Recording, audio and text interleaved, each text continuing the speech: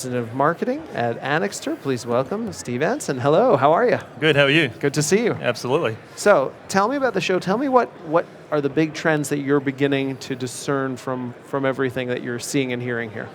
Well, this is for us a great confirmation of what we're feeling in the market and the direction we're heading. And we came here last year and we learned a lot around open system connectivity as it relates to what Anixter does. And our goal and our role is to be the infrastructure specialists for the market. And so all these up the stack guys that are doing the applications, we're the, if you like, the fourth utility that supports it. So we're not as flashing lights as the rest of the guys, but what we're enjoying is the confirmation that how critical that infrastructure is becoming. So loving that right now, in a good place.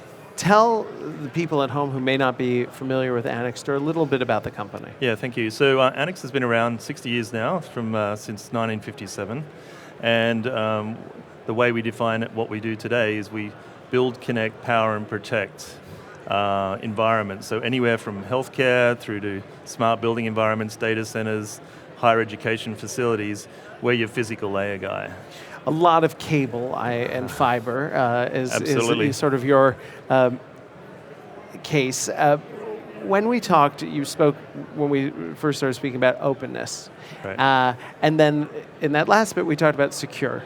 Right. Now, this is the conundrum, perhaps, of one of the big conundrums of this year. We're all saying how great it is that we have all this data and how we can learn so much from each other if we can share the messages of the data. At the same time, we're entering a period of enormous security challenges. Where does Anixter come in? We come into, it's a good question. So as it relates to a lot of the conversations here at IBCon around cybersecurity, we'd call that more of a micro segmentation approach. When we come in as Anixter, we're your physical layer guys. So as a physical security strategy for video surveillance, access control, fire intrusion detection, that dovetails nicely into protecting those physical spaces, and then that should align to your cybersecurity strategy. So protecting those spaces is critical from both aspects of both logical and physical security.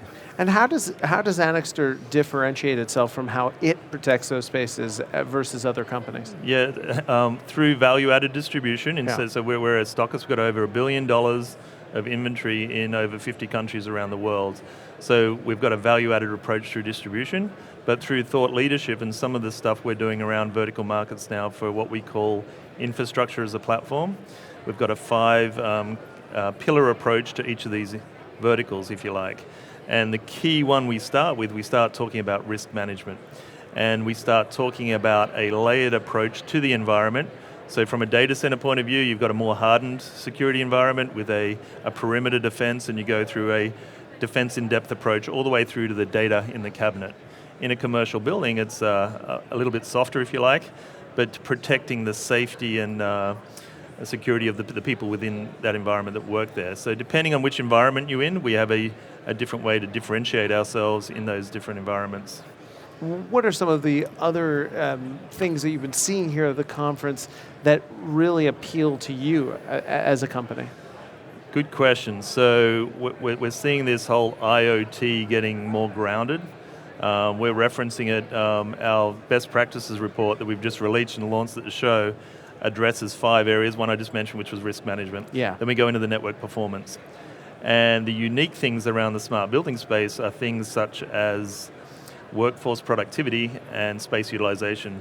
Things that are a little bit less old school building management, more about the tenant and what they're trying to achieve with technology. Right. And the IoT element, which we're calling building Internet of Things enablement, really addresses how this stuff glues and works together. So we're learning from all these suppliers here around those edge sensors, how to get that data, normalize it, and put it in the cloud so all the other analytic guys can give you that actionable intelligence. Are you already working with those sensors, or is that something that's about to... It's something that we just hope that these sensors become IP addressable and network ready versus proprietary methodology, and then that way we can reinforce the the capability of them through the network, right? I think one of our sponsors, Dell, is definitely working on that issue right now, and they and Intel really getting those boxes to be able to do what you want. So, okay, what are the other three pillars that you guys are focused on? The other, sorry? Three pillars. The other three pillars, so network performance, that's fundamentally the high performance, scalable structured cabling systems, fiber or copper connectivity. Sure.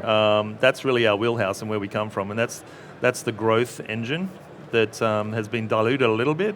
If you think about what we were providing with voice and data connectivity throughout the 90s and 2000s, high concentration of outlets within building spaces for the desk.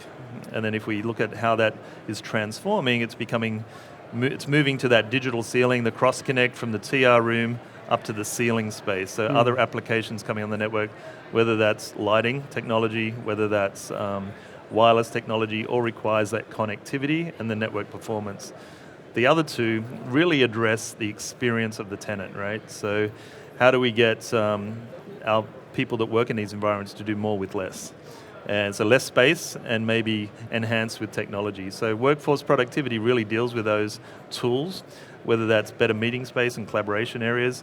We've got vendor solutions there, and bringing that together with a professional AV offering and some smart lighting solutions, and ultimately addressing it through wireless connectivity, whether that's cellular or in-building Wi-Fi. So all that sort of rounds out the key growth engines we think are happening in the commercial building as it relates to smart infrastructure.